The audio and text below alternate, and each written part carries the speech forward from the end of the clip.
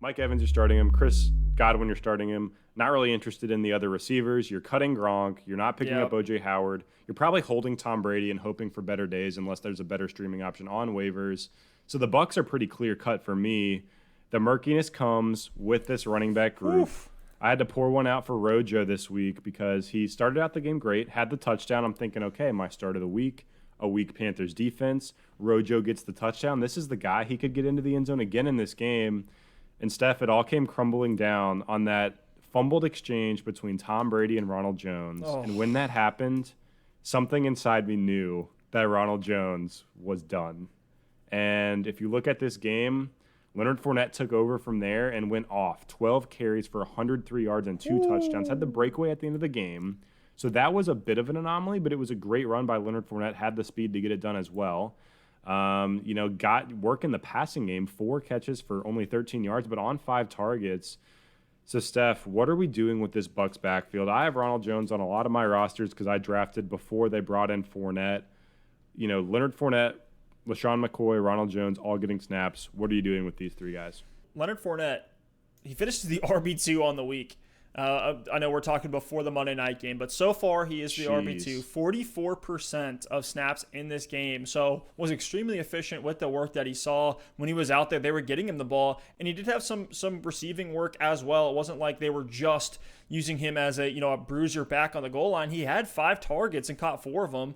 Wasn't efficient through the air just like we saw in Jacksonville, but he was nonetheless getting that volume. He's going to be a check down option for TB12. And then LaShawn McCoy, 18% of snaps. Pretty surprising. He was getting a lot of the passing work there. He did end up 7 targets. He did end up dropping a touchdown reception.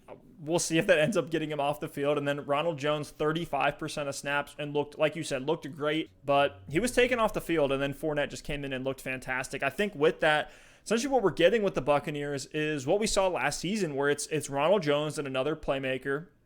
Last year was Peyton Barber. I think Fournette fits into that Barber role, and I think Fournette's going to be much better with it. With some of the breakaway runs, like a 46 breakaway run from Leonard Fournette, it's going to be hard for them to make him anything but the 1A to Ronald Jones 1B, if not the clear number 1 workhorse. It's one to just keep an eye on, but with Fournette being able to make plays and opening things up for an offense that is struggling, that you can tell like they feel like they should be doing much, much better, and they're ironing out a lot of the kinks. I think Fournette might actually end up being kind of the stable, like, let's just keep him in here. He's the one guy that, we know we can hand the ball off to 15 plus times and can be out there on every single down on the field. I think they're going to rely on him more than we probably want, especially for you as a Ronald Jones investor. I like Fournette. I'm willing to plug him in next week. Not a guy that I'm going to go out and buy because I don't know if he's going to be the one season long. How are you feeling about this backfield? I'm with you. I think this is going to be tough. And if you have Ronald, it's literally one of those situations where you don't feel great about starting either one of them, and you're just flipping a coin and hoping you pick the one that has the good game and the touchdown, because I think there's still going to be games this season where Ronald Jones is going to be the hot hand, and he's going to get more carries than Fournette. He's going to get the touchdown. But to have the guts to start Ronald Jones, knowing what is going on in Tampa with Fournette there as a presence and obviously having a good game in this one, LaShawn McCoy getting passing game work, you're going to have to be pretty gutsy or have had some pretty bad injuries to be willing to start Ronald Jones. So I think he's an RB3 right now. He's put up back-to-back solid performances of 10-plus PPR fantasy points, but I think it is similar to last season with Ronald Jones. You're hoping for 10 to 12 carries. He gets, 40, 50 yards, a catch or two, and falls into the end zone. I do think Leonard Fournette has a bit more upside. The 12 carries for 103 yards and 2 touchdowns in this game were great to see, but what was possibly better to see was the receiving work. I know he wasn't very efficient with it, but 5 targets in this game. So Leonard Fournette, I think, is a much safer play. And Steph, we were talking about this before we started recording here. I think Ronald Jones is an RB3 rest of the season. So he's not going to kill you. He's a plug-and-play guy. Might have some big weeks with some touchdowns. And I think Leonard Fournette's an RB2. He's going to have disappointing weeks where Ronald Jones gets the hot hand, falls into the end zone. But I think Leonard Fournette has more upside. I think he's going to get a little bit more work.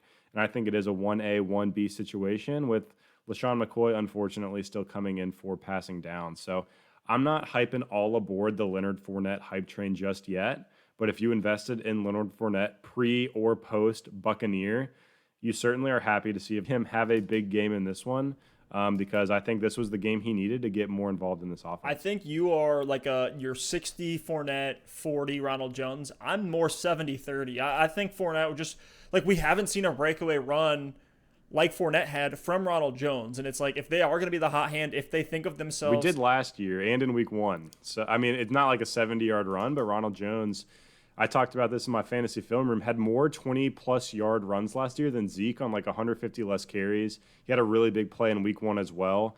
Jones just has some inconsistency, though. Sometimes he gets in there and he just runs right into the right guard where he's not like a, run it 5 yards every play guy like Leonard Fournette. Like, keep plunging forward, keep, getting a good down and distance, 4 second down, 4 third down. And he obviously had the big run in this one, but anyone could have ran through that whole Stef. And Ronald Jones, I think, is faster than Leonard Fournette, so he would have done the same exact thing.